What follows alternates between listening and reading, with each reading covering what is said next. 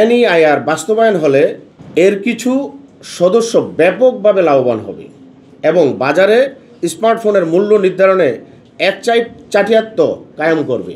এমআইওবি একটি মুনাফাখোর syndicate. Telecom ordinance 2025 NEIR নিয়ে কোনো দিক নির্দেশনা নাই। 16 ডিসেম্বর থেকে বাংলাদেশ বিদেশ থেকে আনা ফোনগুলো রেজিস্ট্রেশন না করলে ব্যবহার করা যাবে না। আমাদের এই বামের ছবিতে লক্ষ্য করলেই দেখা যাবে রেজিস্ট্রেশনের প্রক্রিয়াটি অত্যন্ত জটিল এবং বাস্তবায়নযোগ্য নয়। এনইআইআর ব্যবহারের জটিলতা, কোনো ফোন বিক্রি বা অন্যকে দেওয়ার সময় রেজিস্টার করতে হলে IMEI NID plus SIM number SIM 3টি তথ্য মিলতে হবে। অনেক ব্যবহারকারীর জন্য এটি অনুসরণ করা কঠিন, বিশেষত যাদের সিম অন্যের নামে রেজিস্ট্রেশন করা।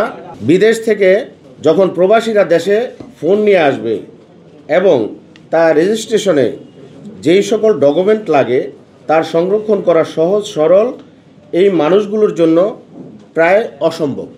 এনইআইআর কোন অংশের সাথে আমরা সমর্থন পোষণ করি?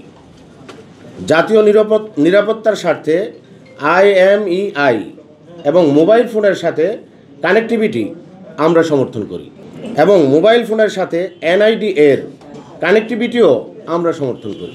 আমরা কিভাবে হ্যান্ডসেট সংগ্রহ করে থাকি? আমরা ব্যবসায়ীরা কিভাবে হ্যান্ডসেটগুলো সংগ্রহ করে থাকি? দেশের বাইরে প্রায় 2 কোটি প্রবাসী এনআরবিএস আছেন এবং প্রতি বছর প্রায় 1 কোটি মানুষ বাংলাদেশে ছুটি কাটাতে এসে তারা একটি করে ফোন আনলেও বছরে প্রায় 1 কোটি ফোন আমাদের কাছে বিক্রি করে, যা আমরা ন্যায্য দামে ক্রয় এবং বিক্রয় করি। এমআইওবি কারা?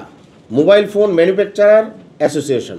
এনইআইআর বাস্তবায়ন হলে এর কিছু সদস্য ব্যাপকভাবে লাভবান হবে এবং বাজারে স্মার্টফোনের মূল্য নির্ধারণে চাটিয়াত্ব কায়েম করবে, যে কারণে তারা আমাদের অবৈধ ব্যবসায়ী হিসাবে ট্র্যাকিং করছে।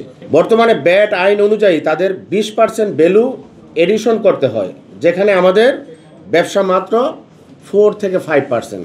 এমআইওবি একটি মুনাফাখোর সিন্ডিকেট, যারা চায় আমাদের বাজার থেকে বিতাড়িত করে 50%-এর উপরে মুনাফা করতে। আমরা কেন এমআইওবি এর কতিপয় সদস্য সিন্ডিকেট বলি? আমি যদি উদাহরণস্বরূপ বলি, একটি কোম্পানির রেডমি A5 4G, এটার কনফিগারেশনটা যেমন 464, 15% ব্যাট অ্যাপ্লিকেবল বাংলাদেশে যদি আমরা ধরি তাদের মতে, তাহলে বাংলাদেশে প্রাইস হবে 10,999 টাকা। ইন্ডিয়াতে যদি আমরা এটা কম্পেয়ার করি তাহলে 9,799 টাকা, মাত্র 12%। পাকিস্তানে যদি এটা আমরা ধরি তাদের ট্যাক্স হলো 22%, তাতে গিয়ে দাঁড়ায় 9,004 টাকা। এরকম অনেক উদাহরণ আমাদের কাছে অনেক আছে। পাকিস্তান এবং ভারতের জিএসটি ব্যাট 18% এবং আমাদের দেশে তারা 15% ব্যাট দিয়ে ব্যবসা পরিচালনা করে আসছে। 5% কিছু কিছু কোম্পানি তারা সুবিধা নেওয়ার জন্য এটা একটা পলিসি করে তারা 5%ও করছে, আবার কেউ 15%ও। এটার মধ্যে একটা তারতম্য আছে। টেলিকম অর্ডিন্যান্স 2025 এনইআইআর নিয়ে কোনো দিক নির্দেশনা নাই।